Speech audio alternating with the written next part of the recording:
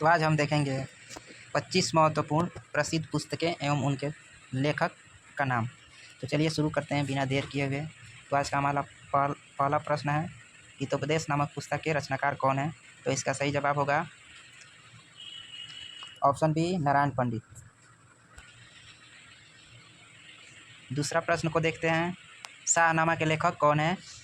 तो इसका सही जवाब होगा ऑप्शन बी, फिरदौसी। तीसरा प्रश्न को देखते हैं, मेघदूत के लेखक कौन है? तो इसका सही जवाब होगा ऑप्शन डी, कालिदास। चौथा प्रश्न को देखते हैं, पुस्तक राजतरंगिणी के लेखक कौन है? तो इसका सही जवाब होगा ऑप्शन सी, कल्हण।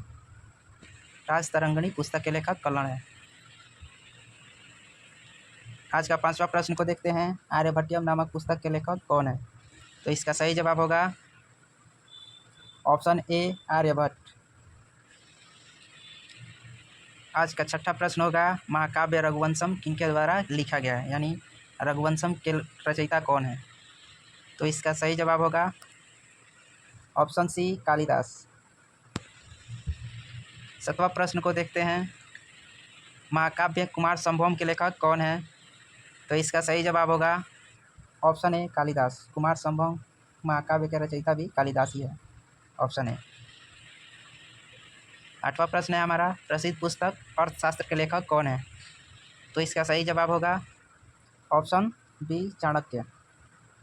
इनको कौटिल्य भी कहा जाता है, इनकी और इनका दूसरा नाम भी है विष्णुगुप्त, यानी उर्फ चाणक्य।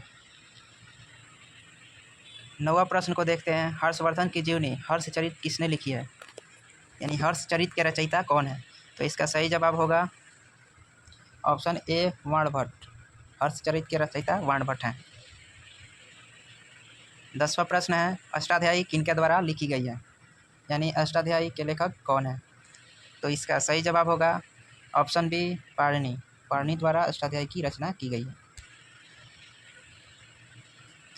11वां प्रश्न होगा, ऋतु संहार पुस्तक के लेखक कौन है?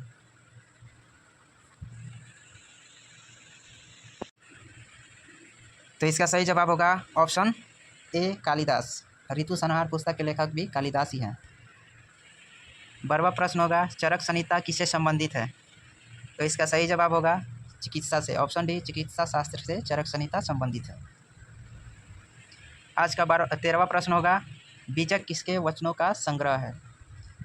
तो इसका सही जवाब होगा ऑप्शन डी, कबीर का वचनों का संग्रह क्या है, बीजक नामक पुस्तक है, जिसमें कबीर के वचनों का संग्रह किया गया है। तो इसका सही जवाब होगा कबीर, ऑप्शन डी। आज का 14वां प्रश्न होगा, पद्मावती कथा के लेखक कौन है? पद्मावत फिल्म तो आप सभी लोगों ने देखा होगा, लेकिन उस कहानी के रचनाकार यानी उस पुस्तक के लेखक कौन है, यानी पद्मावत कथा के लेखक कौन है? तो इसका सही जवाब होगा ऑप्शन सी, जायसी। जायसी पद्मावत पुस्तक के लेखक हैं। 15वां प्रश्न होगा, काव्यदर्श नामक ग्रंथ की रचना किसके द्वारा की गई है? तो इसका सही जवाब होगा ऑप्शन सी, भरत मुनि द्वारा काव्यदर्श नामक पुस्तक की रचना की गई है।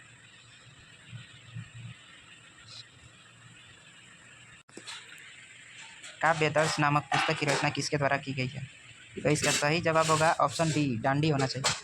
इसका सही जवाब ऑप्शन डी होगा, डांडी। सॉरी, पहले भरत मुनि बोले थे, उसके लिए सॉरी।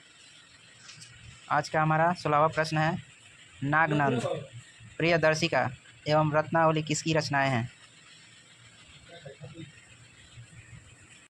तो इसका सही जवाब होगा ऑप्शन सी, हर्षवर्धन। नागनंद, प्रियदर्शिका एवं रत्नावली हर्षवर्धन की रचनाएं हैं। 17वां प्रश्न होगा आज का हमारा, पुस्तक हुमायूंनामा किसने लिखी है? तो इसका सही जवाब होगा ऑप्शन बी, गुलबदन बेगम।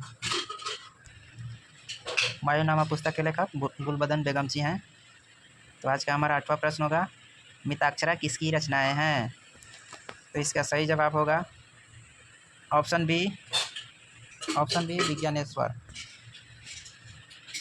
विज्ञानेश्वर की मिताक्षरा नामक रचनाएं हैं। आज का हमारा 19वां प्रश्न होगा, मिताक्षरा का संबंध किससे है? तो इसका सही आंसर हो जाएगा ऑप्शन सी, हिंदू दर्शन से। मिताक्षरा का संबंध हिंदू दर्शन से है। आज का 20वां प्रश्न होगा हमारा, लीलावती पुस्तक किससे संबंधित है? तो इसका सही जवाब होगा ऑप्शन ए, गणित से। लीलावती का संबंध किससे है? तो गणित से। 21वां प्रश्न हमारा होगा, महाभारत महाकाव्य का मौलिक नाम क्या है? तो इसका सही जवाब होगा ऑप्शन डी, जय संहिता। महाभारत को जय संहिता कहा जाता है। 22वां प्रश्न होगा आज का, बुद्ध चरितम निम्न में से किसकी कृति है? यानी बुद्ध चरितम के लेखक कौन हैं? तो इसका सही जवाब होगा ऑप्शन डी, अश्वघोष। बुद्ध चरितम नामक पुस्तक के लेखक अश्वघोष जी हैं। आज का हमारा 23वां प्रश्न है, महाभारत से निम्न में से किसकी कृति है? तो इसका सही जवाब होगा ऑप्शन बी, पतंजलि। महाभारत से पतंजलि की कृति है। 24वां प्रश्न को देखते हैं, नीति शतक के लेखक कौन हैं?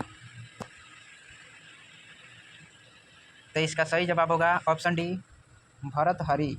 नीति शतक के लेखक भर्तृहरि हैं। आज का हमारा लास्ट प्रश्न यानी 25 नंबर प्रश्न है, बृहद संहिता के लेखक कौन है? चलिए इसका जवाब आप लोग दीजिएगा कमेंट बॉक्स में।